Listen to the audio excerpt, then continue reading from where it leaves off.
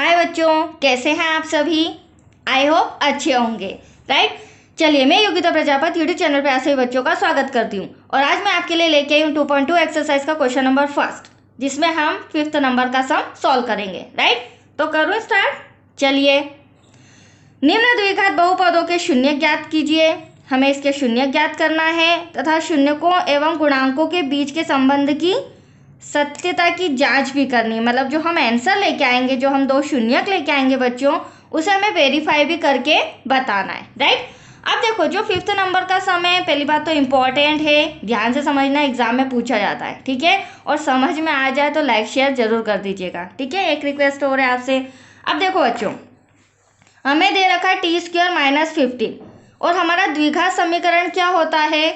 द्विघात समीकरण होता है 3 पदों वाला, और इस सम में हमें 2 ही पद दिए, मतलब कि 2 ही टर्म दी है, एक ये और एक ये, तीसरा पद नहीं है।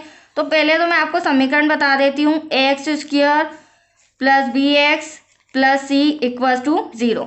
तो यहाँ पे ध्यान से देखना, स्क्वायर वाला तो आपको t नजर आ रहा है, जो x मतलब सिंपल t होना चाहिए, बिना पावर वाला, वो नहीं है। और ये जो c होता है, ये हमारा अचर पद होता है, ये भी आपको नजर आ रहा है। इसका मतलब ये है, बट x वाला मतलब t वाला हमारे पास नहीं है। तो इन 2 पदों के द्वारा ही हम शून्य ज्ञात करेंगे, राइट। तो ध्यान से समझना, इंपॉर्टेंट है।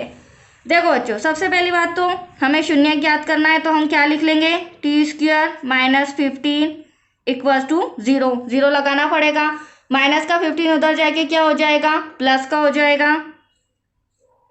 ये हो गया हमारा प्लस का 15। अब हम अगली स्टेप में क्या करेंगे, स्क्वायर हटा देंगे, अंडर रूट लगा देंगे, ठीक है। अंडर रूट 15 आ गया। अब इसको मैं एक बार प्लस में और एक बार माइनस में 2 तरीके से लिख सकती हूँ। देखिए वो कैसे, मतलब t के 2 मान निकालना है, जैसे हमने अदर समूह में किया था। x वाले में फर्स्ट सेकंड थर्ड जो भी थे, u वाला था, सभी में 2 मान निकालना है। तो t बराबर एक बार मैं इसे प्लस मान लेती हूँ और t बराबर एक बार मैं इसे माइनस मान लेती हूँ। ये 2 टर्म हो गई, ठीक है। तो ये 2 शून्यक आ चुके हैं हमारे पास। शून्य ज्ञात करने का कहा था, इन्होंने शून्य ज्ञात कर लिया है। अब हमें जांच करनी है, तो जांच करने के लिए इस फॉर्मूले की जरूरत पड़ेगी। अब देखो, मुझे क्या चाहिए बच्चों, सबसे पहली बात a। आप देख रहे हैं x² का गुणांक क्या है, a, और यहाँ पर t², ये रहा हमारा t। t² के आगे कोई डिजिट है क्या, नहीं। जब xyz, किसी भी xyz के आगे कोई भी डिजिट नहीं होती है तो मन से 1 माना जाता है। क्या माना जाता है, 1। तो a = हमारे लिए 1 हो जाएगा। b = क्या हो जाएगा, 0 हो जाएगा, क्योंकि b मैंने आपको पहले ही बताया x हमें दिया नहीं है। फिर c = 15, बट माइनस का, राइट। तो ये माइनस का 15। अब वेरीफाई करने के लिए हमें अल्फा और बीटा चाहिए, तो ये हमारा अल्फा हो जाएगा, यहाँ लिख देती हूँ मैं छोटा सा ब्रैकेट में, और ये हमारा बीटा हो जाएगा, क्योंकि हमारे जो 2 फॉर्मूले हैं वो अल्फा और बीटा के अकॉर्डिंग ही है, ठीक है। अगर आपको थोड़ा सा भी कंफ्यूजन हो तो प्लीज़ सम नंबर फर्स्ट देख लेना, तो आपको ये सम में डिफिकल्टीज नहीं आएगी। अब देखिए, शून्यकों का योगफल, छोटे छोटे 2 फॉर्मूले हैं, इसके अकॉर्डिंग हमें इसे सॉल्व करना है। क्या दिया गया है, शून्यकों का योगफल अल्फा प्लस बीटा।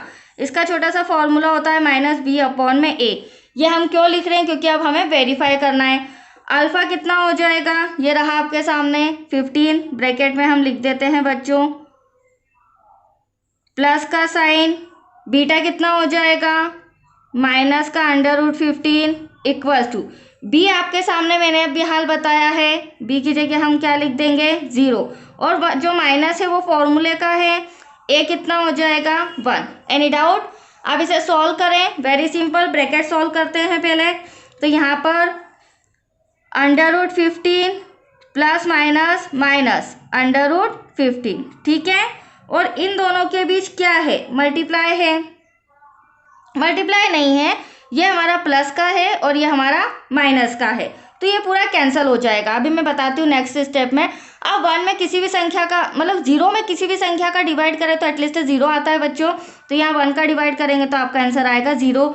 और यहाँ पे अभी मैंने आपको बोला था ये पूरा प्लस का है, ये पूरा माइनस का है, तो प्लस माइनस कैंसल, तो दैट्स योर आंसर 0। और यहाँ भी 0, तो ये आपका आंसर बिल्कुल बराबर आ रहा है क्योंकि हमारे दोनों आंसर 0 0 आ रहे हैं। इसका मतलब हमारा एक तो वेरीफाई हो चुका है, ठीक है। अब हमें निकालना है शून्यकों का गुणनफल, तो वो आप यहाँ पर देख लीजिए। यहाँ पर सॉल्व करती हूँ मैं।